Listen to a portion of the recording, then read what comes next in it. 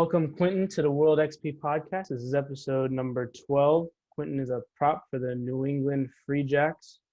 For those of you that have no idea what that means, I didn't either until about 30 seconds ago. So the Free Jacks are a rugby team in the Major League Rugby. They are, well, without COVID, would be in their third season right now. And I think the Free Jacks are an expansion team.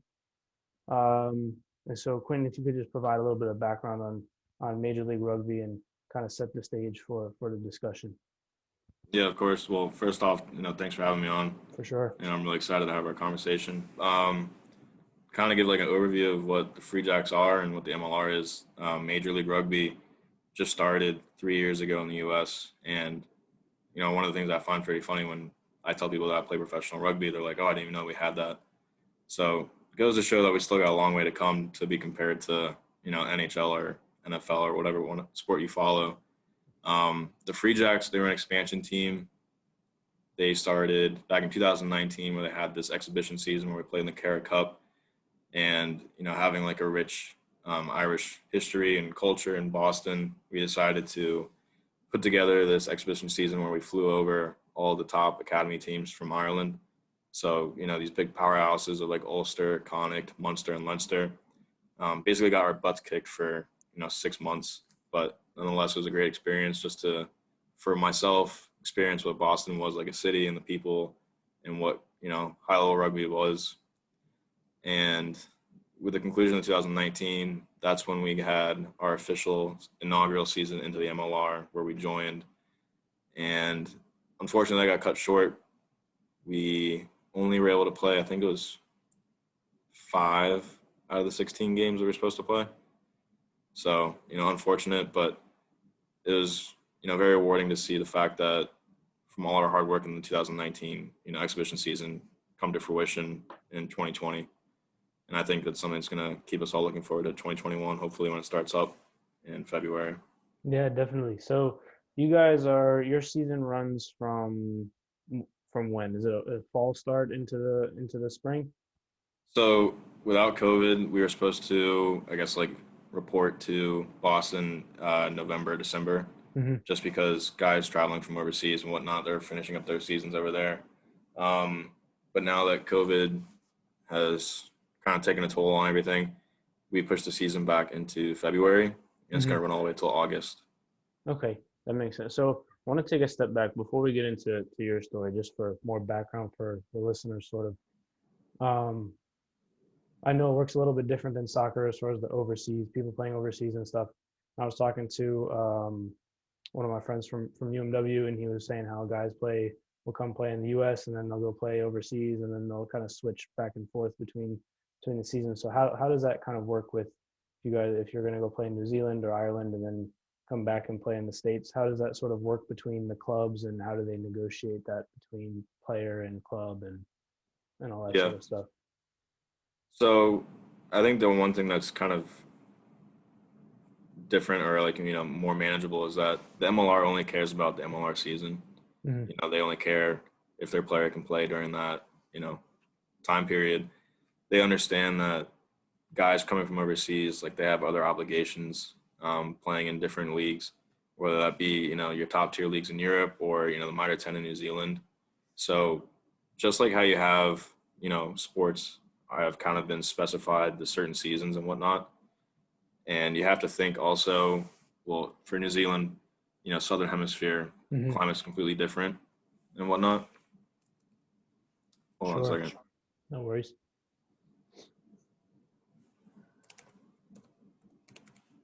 Sorry about that. All good. Got technical difficulties for some reason. Computer just blacked out. But so for example, when I went to New Zealand, it was, winter there. Right. But it's kind of weird contrasting because you think, okay, well, June to August, you're going to think, okay, summer, just because that's what the U.S. has. But over there, that's when they have rugby. That's when they have, winter and whatnot. So I guess it's just the way that different countries have organized their sports. And not ironically, but fortunately, it's kind of just worked out where players can hop from country to country and make their living. Yeah. I think it's the only sport, maybe besides basketball, where it's like that, where the players will hop from team to team, not including national teams, obviously, but where they'll hop from team to team, and the seasons are half the year instead of 10 months like most other sports. Um, so that's a really interesting thing. You probably learn a ton, meet a ton of different people, learn different cultures and stuff. I think we were talking before. I think you spent some time in New Zealand. Is that right? Yeah, it is. So when I joined the Free Jack in 2019, I guess I did enough for them to be like, okay, we want to see what else you can do. So they gave me a 2 weeks notice, and they were like, pack your bags. We're gonna send you to a club in New Zealand. It's actually a very beautiful place called Sumner, and it was Mhm. right outside of Christchurch down on the South Island. And basically, we joined in their second part of the season. So basically, got to be a part of their wrap up, and um, it's honestly just totally a different world down there. Everybody's so nice and welcoming and greeting. You know, they really cherish the sport. And Mhm. it's funny because when you think about New Zealand, you always think like rugby must be the national sport, but it's actually not. So that's one thing that I found particularly interesting, kind of surprising. When I was there, though, like it was funny just to kind of be a part of people that were played the sport their entire life, much like how you would probably have played soccer growing up. Yeah. And then we get there and they're like, all right, well, how long have you been playing for? I was like, oh, this is my third season, blah, blah, blah. And everybody's kind of just like, well, no, that's pretty interesting. We don't know if you're good or not.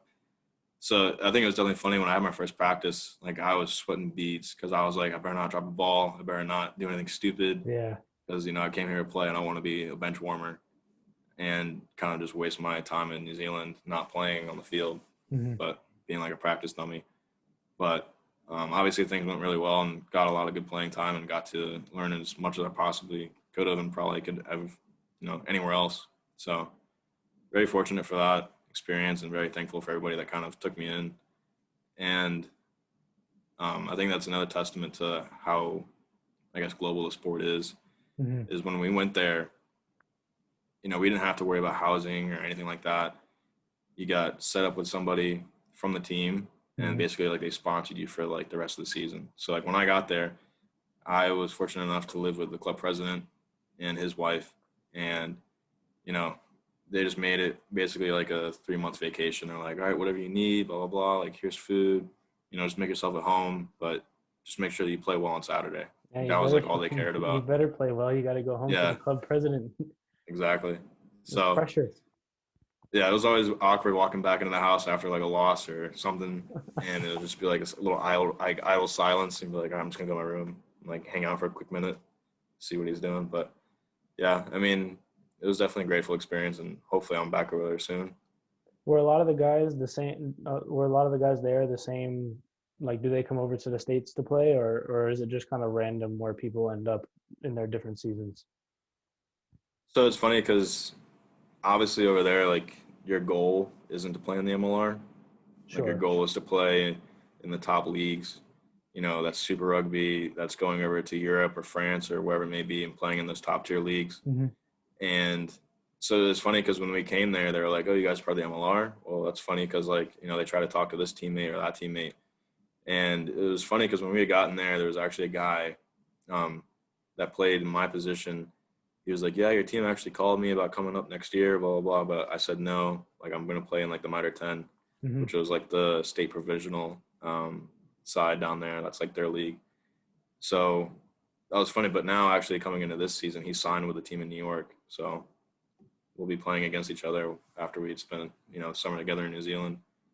But That's awesome. So that also shows a little bit the league is growing. You guys are getting guys down from New Zealand up to that want to play there, which is a good thing. I think only increases the level of play, which yeah, well, I mean, so. the one thing that's been awesome is um, there's been a lot of, I guess, guys that have kind of come down from their peak. Hmm. I mean, granted, they're still regarded as legends on the rugby field. Guys like Sure. Mananu, who is one of the, like, the highest regarded All Blacks to ever play in New Zealand. He came over and spent the last season in San Diego. So just to kind of like, for me personally, like all of a sudden being like this uh, guy who all of a sudden fell in love with rugby and being like this star crazed guy of Hmm. this player, I was like, oh crap, like, all right, just like shake his hand after the game, like don't do anything weird, blah blah blah. Because I mean, it was like I'm on the same field as like Mananu, Yeah. and it was kind of like surreal to be like, holy crap, like 2 years ago, like I was watching this guy on YouTube, and like that dude is amazing, and Hmm. now I'm like right here patting him on the back and then like a game. So it's definitely interesting because I think it's very good too for the league because it's getting all that exposure. Yeah, definitely. We're talking, so you've been an athlete, different sports growing up and stuff, obviously, but have the pregame sort of like nerves or on the field been different when you're playing with guys like the one you just mentioned or any of the other stars that you had seen? Is it a different sort of feeling than the one that you would get before like a big high school game or something like that? Yeah, I mean, definitely. I think one like wrestling is the other sport I could probably compare it to. Hmm. Um, just because like you're alone on the mat and everybody's watching you, Yeah. and I think it's different because here I am playing rugby, at a professional level, quote unquote, and there's people watching on TV, blah blah blah. So it's definitely interesting because it's like I want to go out there and perform, but at the same time, like I feel like as an American new to the game, like I don't really have room to make errors. So I feel Mm. like you have a very slim window to prove yourself to be able to play against these guys. Because if not, obviously, MLR is a business at the end of the day, and they're there to entertain people. And if you Yeah. can't perform your job, you can go find yourself doing something else. Yeah. Are a lot of other Americans or young American players, do they feel sort of the same way as sort of that pressure to prove themselves, or they don't have any room for error? I feel like in soccer anyways, when you jump up to that next level, lots of players feel that pressure to you can't mess up at all because all of a sudden you're playing with guys who've been there for forever or they've been playing at that level for forever. And at least I've noticed sometimes it gets in people's heads and you see them play poorly and you know that they can play better, but they don't get the chance to prove it. Has that happened to you, or have you noticed that with yourself or other guys? Well, I think fortunately for like myself and for my other American teammates, I think they've kind of felt similar. But I Hmm. think we've all been fortunate enough to kind of rise to the occasion and not really have these big blunders that set us back. Hmm. But I know for a fact that other Americans are kind of thinking the same thing of how do I go out there and how do I outshine these players that have come from overseas and are given all the faith and trust and more game time and whatnot. But you're still going to have your Americans that are just outright athletes that have picked up the game very quickly and can play at that level. Hmm. Um, you know, so I think that's one thing that's kind of for an American player, or speaking for myself, I Hmm. can't say that for everybody else. There's always that pressure, and I say that pressure is probably the biggest pressure for me on game day. Is this is another opportunity for you to make yourself, you know, more trustful in the game. So Definitely. obviously, don't do anything stupid. Don't mess up anything. Do you think that comes from your, we'll say, lack of playing experience, or the fact that America, the U.S. is kind of new to the rugby game in general, or both? Well, I think those go hand in hand. Hmm. Um, for one, like when I played club rugby, like there wasn't any of these set plays or these special, set pieces that I Hmm. had to memorize. It's kind of just go with the flow, just run around the corner and keep picking up the ball and keep trying to get Yeah. far as you possibly can. Hmm. Um, but when I got to Boston, it was like, all right, we're going to run this play. You're going to go here. Your responsibility is this. This is your job. And I was like very like mentally overwhelmed because I was like, this is not the game that I thought, I Hmm. knew how to play. So I would say that's probably like my biggest setback. Just the mental side of the game was, understanding where I'm supposed to be when the ball is halfway on the other side of the field. Hmm. Where am I supposed to be moving to? What am I supposed to be looking for? Yeah. So I would say that probably. And I think that goes with, not having the exposure for, Americans. Like it's not like you can go out and just see rugby being played, you know, Yeah. here and there. You think that the biggest difference between you and the other guys? It's not so much physical; it's more the mental side, like the tactical side. Yeah, I mean, I'd definitely say that just because, you know, when I was over in New Zealand, like they always talked about how, America's got the athletes, they have the infrastructure, they have like the knowledge of how to build these incredible, specimens. I mean, like you look at the NFL, you look at like college football, like Yeah. those guys, they eat, sleep and, breathe football and like strength conditioning and whatnot. Yeah. When I was over in New Zealand, like the professional team only had 2 days in the gym, which for me, like coming from America, I thought that was absurd. Yeah, that's not a lot. No, so that was the thing. I was like, all right, so like these guys are like, I don't know how they got their size. That means they're all natural or something. Like, I don't know what that was. But the other fold of it was, you're playing probably, or arguably the most physical game in the world. Your body Mhm. needs time to recover. Yeah. So, without recovery, obviously, you're not gonna be able to perform on game day or, be able to perform in practice, let alone. So it was interesting to talk to guys who came from like European clubs or, were doing sports science in New Zealand and like speaking Hmm. to all the physios over there. So, that was an interesting side of it because it was for me, like when I came up to Boston, like I was considered small for my size. Like I came up at like 220. Hmm. And for a prop, your usual size is, you're 6 foot, like 260 to 270, being able to get around the park and, run, do all this Hmm. other stuff. Yeah. So 2019, like that whole season, like I put on 40 pounds and I can tell you it wasn't all muscle. Like a lot of it was fat and stuff. Yeah. So, but I mean, I credit that to spending probably, 3 hours in the gym every day. Whereas over there, it was just a totally different world. That's a ton. So eventually, you're gonna try and get to one of these overseas leagues, whether it's Europe or New Zealand or wherever. Yeah, I mean, 100% that's the goal. I think right now it's kind of just, as guys start to come over, hopefully the league will get more exposure and I can somehow make my way over there. I mean, that's the dream and that's the goal. Well, that would be the ideal thing, wouldn't it? So, I want to get back a little bit to how you got into rugby because we were talking before, and obviously you only played for the 3 years, and so you're a wrestler, a football player, and lacrosse. I think were the ones that Yeah. you said. Hmm. So that was in high school, and then you were going into college for lacrosse. Across. And what made you kind of make that switch, or how did you end up stopping lacrosse and then saying, "Hey, I don't, maybe this is not for me." How did that kind of happen? Well, I think I did like the classic mistake of, coming out of high school. I didn't really know where I wanted to go. Um, Let me take that back. So, like, obviously, as a high schooler, I think, a pretty common piece of advice told to you is choose a school that you would also enjoy academically and not just for sports. Yeah. So I made that mistake and I went to a small D3 school in Virginia called Newport University for lacrosse. And I had torn my hamstring my senior year of high school. So I sat out most of my senior year, tried to get back into it the second half of the season, kept like pulling it or whatever, tweaking it and whatnot. I showed up to CNU still with like a bum leg, basically. Tried to go through the fall preseason and like fall ball with like a bum hamstring, like redid it, like Hmm. retore it. And when I kind of like had this moment of like realization of like, okay, well, I'm not enjoying lacrosse. Like I'm not getting along with, what I want to be doing. I can't even declare for my major, um, just because it was such a small school and like the accounting program there was, very small and Hmm. finite to what you had available. I kind of just was like, all right, like I made the mistake of, not choosing it academically. Hmm. So that's when I transferred to Virginia Commonwealth University and had like a rough transition over there. Basically showed up this campus, had no friends over there. Was basically, alone in this big campus with 40,000 students. Yeah, in the middle And of a city, no less.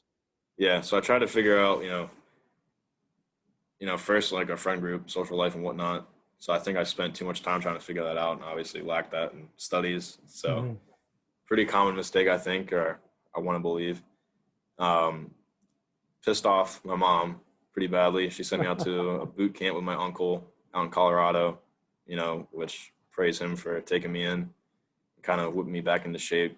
You Hmm. know, that was honestly the summer of hell. I worked 3 jobs to basically pay for my tuition coming back because my mom was like, I'm not paying for your education if you're not going to take it seriously. And at that moment, I was like, all right, well, crap, now I got to figure out how I can work to Yeah. make, what was it, like $8,000 in 3 months? Hmm. And I was like, there's no way. And my uncle was like, well, we can come out here in Colorado and like you'll have good weather, but you'll be working every day, so you won't get to enjoy any of it, but you'll have your tuition when you come back. So I was like, why not? Went out there, basically, literally just worked. Like I didn't have any friends out there either. And when I came back to school, things settled down, made friends and blah, blah, blah, got my grades back into shape. I enjoyed, the scenery and, getting away from life in Virginia on the East Coast. Mm-hmm. So I went back out to Colorado for a second summer. And obviously with like better grades and whatnot, I wasn't in boot camp. I was more of, just come out here and experience your summer and work. Yeah. And I got hooked up with like a local landscaping crew, just because it was one of the jobs I worked the previous summer. And the guys there were like, "Oh, we play on this local club team. It's more of a social thing. Like we think that you'd really enjoy it. Blah blah blah. Plus, you got the size, and we need a prop." So basically, I got recruited to go be whatever it was. Like I had no idea what the position was, but I was like, "Yeah, sure, whatever. If there's beer involved, like I'll join." And pretty much from there, the rest was history. Like the guys were phenomenal. Like some of them are still like my best friends I would consider today. And I just really loved being a part of like that tight knit culture. Mm-hmm. And that was just like the rest was history from there. I was like, all right, this is a sport for me. Like these people are great. And, that's pretty much how I got involved.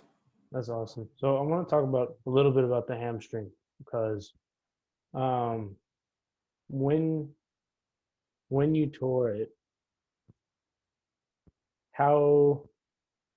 it's like when you tore it, were you like making a cut or you were going to explode for like a sprint or something and then just kind of popped or what happened? It's funny. So like playing lacrosse, like you're clearing the ball Mm-hmm. and, obviously ball's down, got a ground ball and just started to sprint. Mm-hmm. And I honestly thought I had gotten shot in the back of the leg and I just went down like a deer. Oh, and I had never like been injured and never broken a bone, never like done anything bad. Mm-hmm. So like I was freaked out. I was like, oh my God, like I just tore my ACL, blah, blah, blah, even though that's not where your ACL's at. But, it goes to show how educated I was in physical therapy or whatever you want to call it. And yeah, so like I sat out for 3 months just trying to rehab it with like the local PT. Mm-hmm. And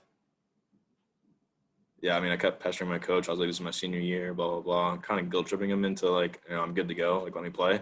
Yeah. And, my fault of doing that because every time I went out there, I would like pull it. Uh-huh. And it was just a continuous, thing. Was it fully torn or was it? They snapped it right off the butt bone. So did you ever did you get like an MRI and all that stuff? Yeah, I got an MRI and like, did the whole 9 yards. They were like, you can either have surgery, which will, put you out for a year. Mm-hmm. And I'd already committed to CNU. Mm-hmm. And I was like, well, I can't miss my freshman year, blah, blah, blah. So I was like, I'll just, let it heal back on its own. And in hindsight, I wish I probably had done the surgery because then I know, I would have been forced to let it rehab fully. Yeah. If you had just rehabbed and not pestered your coach, would it have healed eventually? What did the doctor say or? Yeah. Oh. So he was like, the typical time frame is probably 6 months. Mm-hmm. But obviously 6 months from when I had torn it, I would have already probably been through, what would that have been, October Mm-hmm. at CNU. So I would have missed a big chunk of preseason and whatnot. Yeah. Does it still bother you now? No. So fortunately, after I did that and quit lacrosse, I became like a gym rat that first year at VCU. Mm-hmm. And I was always like worried about snapping it. So I'd just do a bunch of hamstring workouts. The total meathead mentality. I would spend more time doing hamstrings than I would doing like, bench press or like curls. That's hilarious. Would it helped you long run? Oh, that's crazy. Anyone listening, don't mess with hamstring injuries. I promise you. You heard it from him. The professional athlete. He tells you not to do it. You should listen. So that summer of hell, as you called it, you went out with your uncle in Colorado, and we were talking before. You said he had a crazy schedule that he was on. Did he just know people around the town that could get you odd jobs, and that's how you did it, or did you have to apply for, like, go out and send out 1 million applications and do all that stuff? No, so where he lives in Steamboat, it's a very small ski town, I've been and like there. I've he's been there to ski. It's beautiful. yeah. So all right, yeah. So you know exactly what I'm talking about. Yeah. So although in the winter it's probably jam packed with tourists and everything like Hmm. that, in the summer it's very different. It's a lot more local vibe. People come up for the weekend and whatnot. It's Hmm. not like this giant. You know, I feel like Steamboat kind of turns into a big city in the winter. Yeah, a little Um, bit. But even so, like Vale and some of the other places are definitely bigger. I never yeah, got the super touristy vibe from Steamboat, even though we were there in the winter. But yeah. Well, I mean, so he does real estate out there, and mhm, so like he's told me all these different crazy facts where it's like the population of the city like nearly halves from winter to summer, just because everybody that's got the money they'll move out there in the winter to experience their skiing and whatnot, and they'll go mhm, back to wherever they came from for summer.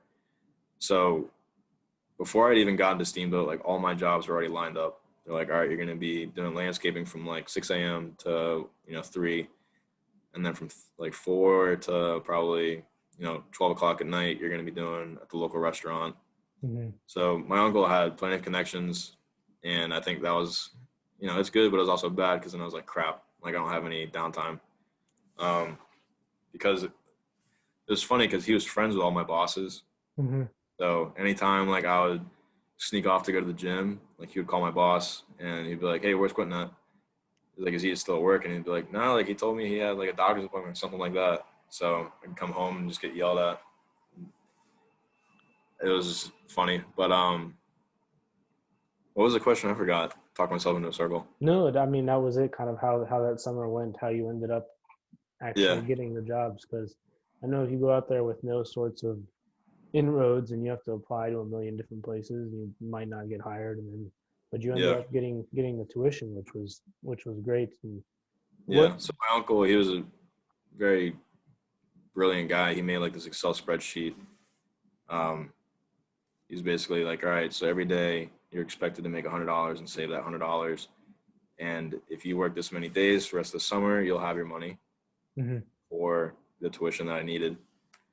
And like I would come home one day and he'd like just have the laptop sitting on the counter, like just already pulled up on the Excel spreadsheet. And like I would know that he would be sitting around the corner, like drinking coffee, like waiting for me to see like how much I put into that Excel spreadsheet. Mhm. And one day I walked in and I think I put in like $75 or whatever it was. And he was like, that's not 100. I was like, I know. He was like, why is that not 100? I was like, well, and I went to go get some food and blah, blah, blah. Like I left like an hour early to go to the gym. And he just like didn't say anything and like just walked away. And I'm a person where it's like, if I know that like I've kind of upset you, like Mhm. that'll resonate with me more than, being yelled at, reprimanded. Mhm. So I was like, crap, like he took a chance on like housing me out here and like, setting up all these connections with his friends and whatnot. So that was How a early big, how early in was that day that he did that to the summer? I think that was probably, honestly, I think like the first week, like towards the end of the first week. And that was when I was like, all right, crap, like this is actually going to be the summer of hell. And Mhm. I'm going to be working every day for God knows how long until I make my $100. But Did you eventually have, was there any downtime at all even towards the end, or you were just working the whole way through? so like I would be able to, I guess, kind of like take like a Saturday or Sunday here or there. Mhm. And, I would go experience some of the stuff with my family. Like they would go do like other visits, like they would go to Vale just because my cousins were very big into sports. So Mhm. they would go there for like swim meets and I'll tag along and I'll come back and, the next day I was working. Mhm. So like those are kind of my highlights for that year. Yeah. Um, but yeah, I So, think I spent more time in the gym than exploring Colorado that first summer. I mean, once you turned into a meathead after the hamstring injury, it's kind of, you feel the need to get in there all the time, no matter what you're doing. I Yeah. want to touch real quick on your mindset coming back from after, like during the preseason for lacrosse, and then going into the hell summer, and then coming out of it. Because for you, I think, how hard was it for you to recover and then realize that you weren't fully recovered from the injury after you, like, did you realize you tried to push yourself too soon? Yeah, I mean, I think I knew that the entire summer and that second half of my senior season because Hmm. like I wouldn't be able to sprint probably more than 20 yards Hmm. without having that naggly feeling in the back of my leg.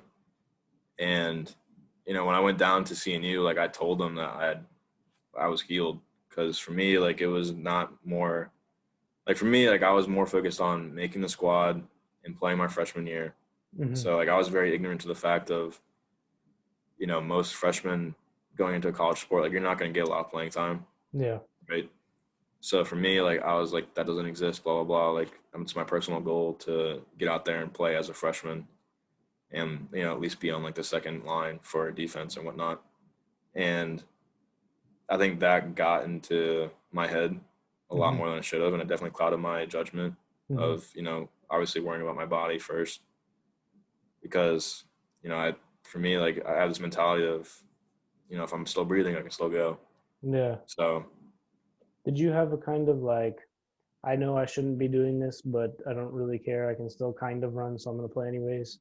yeah, every day I think I would take like an Advil, go to practice, and I'd be like, all right, let's see how far I can make it before I have to go, you know, Oh, geez. hobble off. But yeah, I mean, I think I only made it into probably the first week of preseason before my coach caught on and was like, all right, what the hell are you doing? Hmm. Because, I mean, you're supposed to be in shape.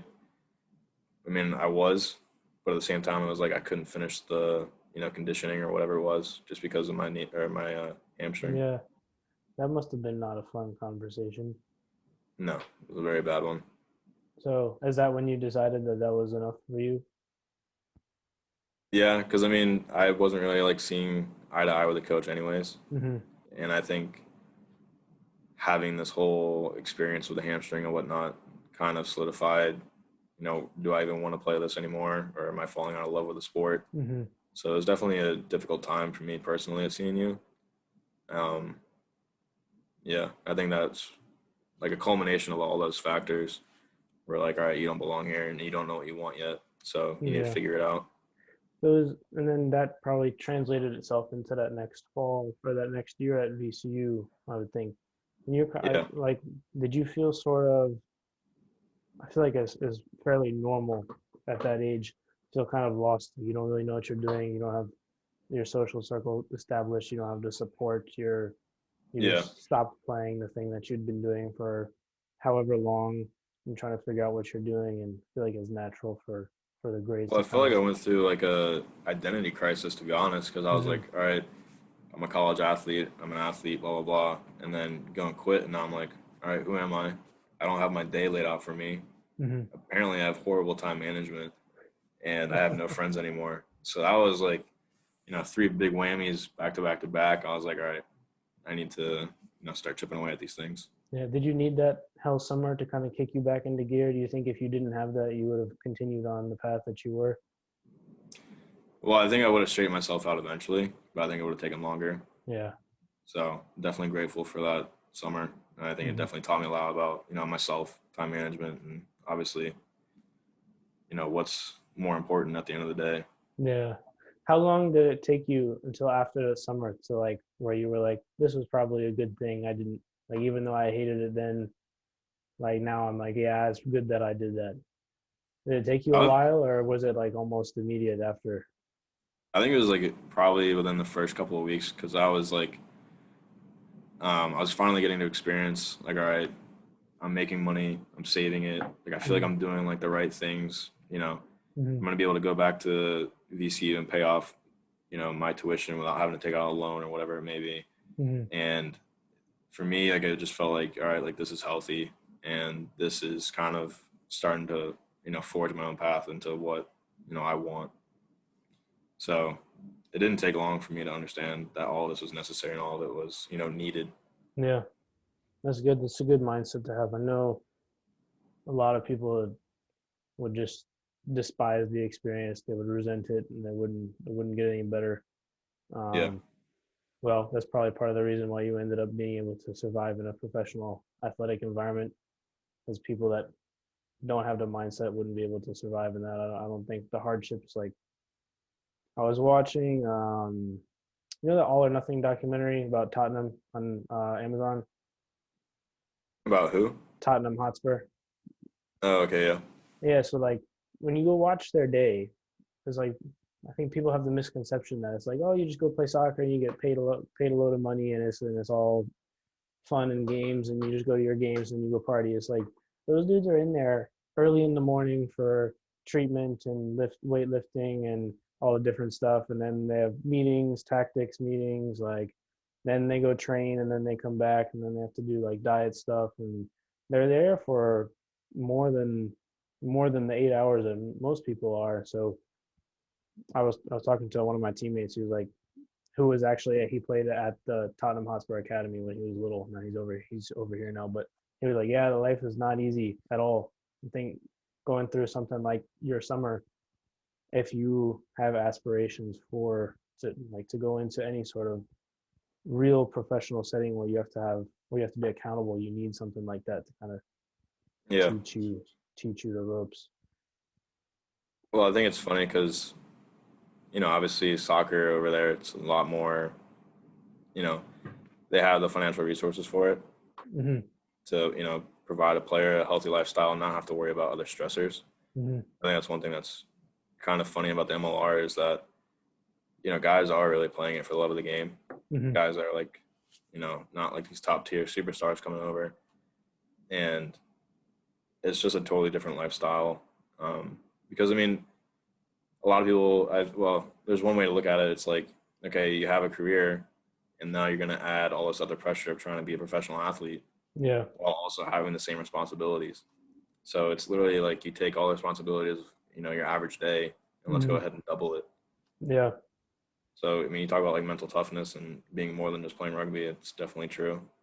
Is that Or what playing is that what soccer. most of the guys are doing with the MLR? Yeah, I mean, definitely. I would probably say 95% of that's true for anybody playing an MLR right now. Because, I mean, you spend what, for this past season, for example, you spend, you know, December up till March, you got your rugby going, and while you're doing your rugby, you're also worrying about, your finances and, Hmm. the health of yourself, and have that all abruptly stop in March. What happens if you weren't working on your professional side as well? Are you gonna be able to find a job, or are you gonna be, just hanging dry? Hmm. So I think it's good because it teaches, a crucial lesson of anybody that's playing a professional sport is your professional career is going to end one day, regardless. That's a guarantee. Yeah. And I think that's, a reinforcing factor of you have to keep developing yourself not only as a professional athlete, but also as, a person, a human being, Hmm. for that corporate world or whatever it is that you're going to do after. Definitely. Yeah, that's a good point. I think there's definitely two sides to that coin. The one side of, well, if the sport is big enough, you can set yourself up for life. But the other side of it, that's not the case for most people. And so definitely it might not be easy. There's definitely a path to the future after rugby or whatever the sport is. Is the culture in Boston flexible enough where like they understand like, hey, these guys have preseason or they have to go to this practice or maybe they'll be out of town for this game, like they might miss work. Have you noticed that in Boston? Hmm. Well, I think it definitely depends on what your job is in the first place. Yeah. Um, you know, when I first got to Boston, it was pretty hard to find a job because they'd be like, all right, well, can you work full time? And at that time, I was like, well, I still even know like what my rugby schedule is going to be like. I don't know Hmm. what time my practice is. Am I going to be making it to these games? Hmm. And I think that's another thing that's kind of interesting about the MLR, or at least my experience thus far, is you never know what the roster is going to be, week to week. Why is that? Just because, I mean, guys get injured or, things happen and whatnot. You might be a starter and you Hmm. might get injured, right? So who's Hmm. going to get called up is that guy that was third string is now going to be the second string. Hmm. And let's say that he's, on schedule to work a job, Saturday or something, and he's got all of a sudden now trying to find somebody to fill his gap Yeah. for the work. I mean, for example, I worked at a brewery. I got it from a friend on a local club team up there in Boston, and she was a very nice lady, and she was like, yeah, I like rugby, blah, blah, blah. Like, I know you guys have a season coming up, and, I'll work with you guys as best as possible to do scheduling and whatnot. So, for example, like my day was wake up at 6 a.m., drive to the field, which is probably 45 minutes away, do practice from 8 to about 10, Mm-hmm. leave, spend another 45 minutes getting to like our chow hall, and eat from probably be 11 to 12, and then from 11 to 12 we would take a quick drive over to the gym that our team has. You do like your afternoon lift. Mm-hmm. So from 12 to 1 you're doing your lift, and then immediately after that you're doing like your overview of what practice was. You're going over practice film, or you're getting ready for the game coming up. So from 1 to 2, that's your film time and whatnot. And then 2 to 2:30, that was like your team meeting, Mm-hmm. what to expect for the week coming up, what to expect for practice tomorrow, stuff like that. Kind of just more like administrative discussions. And then after that meeting was done, like I was taking a shower in the gym, throwing on my work uniform, and I was booking it to the bar in Boston, be there by like 3:30 or 4. And then, obviously I'd work till about 11 p.m. And that was my day consistently. So it was interesting because, like, I had told my boss, yeah, I can work, 40 hours. This is the schedule I can keep. Mm-hmm. But then as soon as games started to come up and guys got injured and I started finding myself having more playing time and whatnot, then Mm-hmm. that's when it became like a big issue, because it was like, all right, I keep scheduling you, but now all of a sudden you keep needing these times off. Like, it's not going to work. So I Yeah. think there's a constant battle of finding something that can also keep your dream alive, if that makes Yeah. sense. No, it does. So you're almost about to come to, if you were to go overseas, would it be enough? The income would be enough that you wouldn't have to kind of go through that sort Yeah. of struggle. So Yeah. do most players get to a point where they kind of have to pick between kind of like, all right, I'm not gonna be able to do this anymore. Let me just go find a real job, or I'm really gonna try and put my head down and give everything to rugby and try and make it overseas. Well, I mean, I think there's a lot of different factors, obviously, that go into that. Mm-hmm. Age, your finances. Can you, keep trying to chip away at this dream or not? Mm-hmm. Is it realistic and obtainable? But I think for the most part, when you do go overseas, obviously it depends on, what league you're playing in, but it is more financially affordable for you to only have to worry about rugby. Mm-hmm. But I mean, with that being said, I kind of appreciate the fact that the MLR is, this environment for, the hard-nosed kind of worker, because it's definitely reinforcing the fact of what I mentioned earlier of developing yourself on and off the field. Mm-hmm. How big of a difference is the playing level between MLR and the leagues overseas? I would say, so Mitre 10 in New Zealand is like your state provisional side. I would say Mitre 10 is probably like a stone's throw just above the MLR. Mm-hmm. Like, I think the MLR is probably, without a doubt, the lowest professional league Mm-hmm. so far. Obviously, you have like your Pro D2 in France, but that's still, I think, a step above the MLR. Super Rugby is, arguably the best competition to play in rugby in the world. Where is Super Rugby, or what is it? Super Rugby is, well, it was New Zealand, um, Australia, Africa. So Super Rugby, like, they had different teams from different continents come in and join. Mm-hmm. But now that, COVID's hit and finances for rugby have kind of taken a hit, they've kind of, I guess, clustered together, where now it's like Australia and New Zealand will be together in Mm-hmm. Super Rugby, I guess, Mm-hmm. in some sort. It's kind of actually like an ongoing discussion right now. And then all the teams that are in Africa are going to join the leagues in Europe, just because proximity and everything like Mm-hmm. that. So, Is there enough overlap between skill level that kind of the better players and MLR are able to hold their own with Super Rugby and some of the other leagues?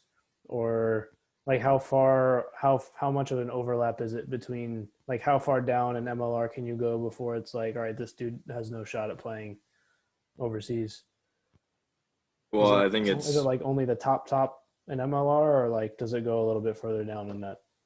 so I mean, you got to think like MLR is probably the lowest professional league, right? Mm-hmm. So we'll have guys that, you know, have played in Super Rugby, and then obviously don't make it for one reason or another, and they'll drop down to, a more like a lesser standard. Like Mm-hmm. for example, a guy would play Super Rugby and he'll drop down to minor 10. Mm-hmm. He'll hang around a minor 10, and then he'll come and join the MLR and kind of do those 2 seasons back to back Mm-hmm. or whatnot. And I think it's like a true statement, because if you look at teams now, like a majority of the talent from overseas will come from like minor 10 competitions or competition. Mm. And then you'll also That makes have, sense. big names that are starting to head over the hill and decline in their, ability or, strength, and they'll come and Yeah, play. definitely. So you were talking earlier about if that dream to go play overseas is obtainable. So for you, how obtainable is that, do you think? Because that, obviously you're saying that's the ideal goal of yours long term, but Yeah. Well, I mean, I could be totally full of myself and actually not have a chance. Like, who knows? Like, I don't know. But I think it's the fact of, well, for one, like the Free Jacks, I guess they see enough in me to bring me back, mm-hmm. you know, so far the last 2 years, and then sign me to another 3-year deal. Mm-hmm. And so that would put me in Boston till 2023. And, I think the fact that if I have progressed this much in such a short amount of time, and I'm hanging with people that come from overseas, and, I'm, you know, doing well, and I go to New Zealand and I have a good season over there, like, I think there's enough for me to kind of realize that there is a dream that is attainable. And then another consideration that I always have this battle with myself in my head is, so for a prop, which is basically like your lineman in the NFL, Mm-hmm. so scrummaging is considered like this dark art where you get better with experience and age, just because All the little tricks, yeah, exactly. like moving people's hands out of the way and all sorts of stuff. I would Stuff like imagine. that, yeah. Yeah. Like, leveraging angles and how to move your weight and whatnot. Mm-hmm. So for me being like 24, like I'm still considered young for Mm-hmm. my position, Mm-hmm. because you're not peaking until you're probably, 28, around that area. Sure. So I still have, age as a factor of, positive for me. And I think that's something that's definitely keeping this dream alive. If I was, 26 or 27, I'd definitely be like, all right, it's not really Mm-hmm. there anymore for me. Sure. I want to switch gears just a tad. Have you noticed a difference in the professional guys that you play with now versus like the college athletes that you were with before, and kind of how they train, how they take care of themselves? Like, obviously not trying to push themselves through a hamstring injury anymore, but Yeah. have you noticed a difference in kind of the mentality and how they approach the game? Yeah. I mean, I think obviously there's still a lot of similarities in there. Mm-hmm. Um, College athlete, I think big difference would be, you know, how do you balance your day? I guess, you're going to have different things going on. Um, but you also have that freedom to only worry about the game, if Mm-hmm. that makes sense. It does, yeah. Versus MLR, guys would be coming from work and, getting ready or whatever, what have you. So I think preparation wise too, it's a lot more individual. Like, it's your own responsibility in the MLR to like eat Mm-hmm. healthy, take care of your body, speak up when you're feeling sore or whatever. Just because, you know, it's a totally different environment. Whereas like a college athlete, like you have that infrastructure, you have those, people there to monitor, how you're performing, what's your body acting like, you know, and they'll also be there to, I guess, push you in the right direction. Mm-hmm. Like, for example, when I was at CNU, we would have our morning lifts, and the lifting coach would walk us to the cafeteria, and he'd watch what you eat Mm-hmm. and be like, all right, that's good, bad, blah, blah, blah. Or for me, like, he would tell me, you need to eat more. So Mm-hmm. he would go and get me like a bowl of cereal or whatever. And like, eat this. I'm going to get you another omelet too. So I think that's, definitely different in those aspects. But at the Mm-hmm. same time, mentally wise, you're still preparing for, I guess, a battle, if you want to call it. Sure. Yeah. I mean, that's kind of what it is. Yeah. Have you noticed a difference between, not that you were around CNU that long, but is it harder to kind of form bonds with your teammates in the professional sense, given some of you guys are probably in different walks of life, whereas in college you all are kind of doing the same thing, or is it Just I different. would say it's actually easier. It's a lot easier in the MLR because I think one, you have that respect of, all right, here's a guy that's, giving it his all. He's risking a lot to be here in the first place. Hmm. And, one, rugby is always known for having like a very tight knit community that's always welcoming with open arms. Definitely. So I've never had an issue of like hopping on a team and like not being able to, assimilate to the group or whatever, you know.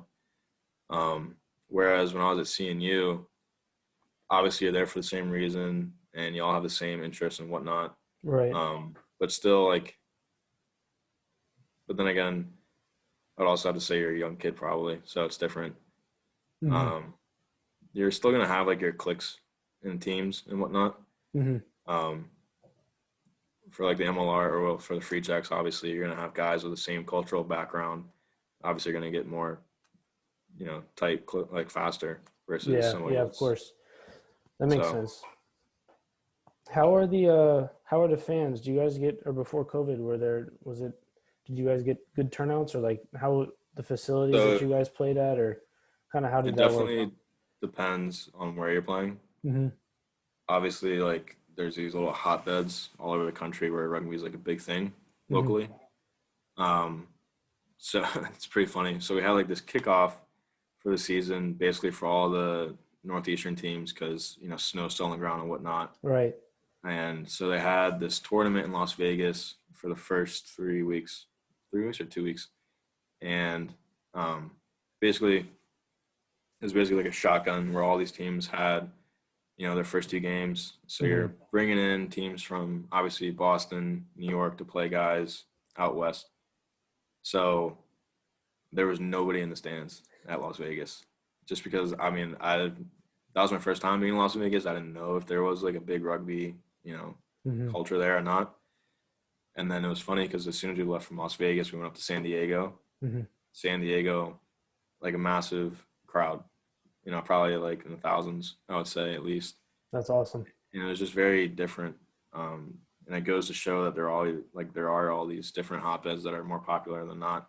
Hmm. You go to Seattle. Seattle sold out their stadium, so that was a very cool experience because then it felt like, holy crap, like this is actually like a professional, setting in a game is what it felt Hmm. like versus playing in Las Vegas where it was like, oh, so and so's mom's here, like waving to her in the stands and she like sat alone. But yeah, I mean, I definitely think it's growing. Um, I know Boston, we sold out our first home game. Unfortunately, we didn't get to play it because that's right when the governor made the call to cancel everything. Right. So, and I know when we had our Carrot Cup games, like we always had a good crowd for that too. What is So, the Carrot Cup? huh? What's the Carrot Cup? So Cara, it's not Cara. carrot. But that was like the exhibition season when we put everything together with the Irish academies. Oh, They came okay. over. Yeah. So that was good because I was like, all right, now we know we can get fans out here, and now we know that Hmm. people are interested in a professional team in Boston. So Was it like to play in front of or was there a big adjustment for you playing in front of that many fans, like in Seattle, or did you kind of were you in the mindset of you're like, I'm just going to go play? I mean, I think it's probably been said 1,000 times before. Like when you're on the field, like you kind of get like these horse blinders on where you don't even realize that the stands are up there and people are screaming at you. You're more Definitely. focused on the people in front of you talking trash than anybody else. Hmm. So I'd say it's pretty easy to be honest. Like black it all out. That's cool. So I think we've gone for an hour, almost an hour. Your future plans, obviously, you want to play overseas, so wish you the best of luck with that. Do you have any last sort of tidbits or pieces of advice for anyone who's trying to make their way into the rugby game? I mean, I've only been playing for a couple of years, so I don't really, know too much. But I would say, obviously, that the league's growing, and I think it's going to be here for a long haul. And I hope and pray to God that you start to see the MLR grow to one of these top tier competitions like they do overseas. Yeah, hopefully. I think it would be good to get some more Yeah. flavor into American culture. Not that we're lacking in flavor, but another one wouldn't be so bad. No, not at all. Where can people find the Free Jacks So online? definitely, we've got all platforms of social media. Instagram, Twitter. Just go type in New England Free Jacks, and then if you go online, it's freejacks.com, and plenty of information there for anybody who's interested. Sounds good. And the next season starts, you said, when is it, this coming March. November or March? March 20th is the first games that you'll start to see. March 20th. You heard it here first. Good luck, Quentin. Really appreciate having you on. It's been a great conversation for sure. Likewise. Thanks for having me on. For sure. Bye, everybody. See ya.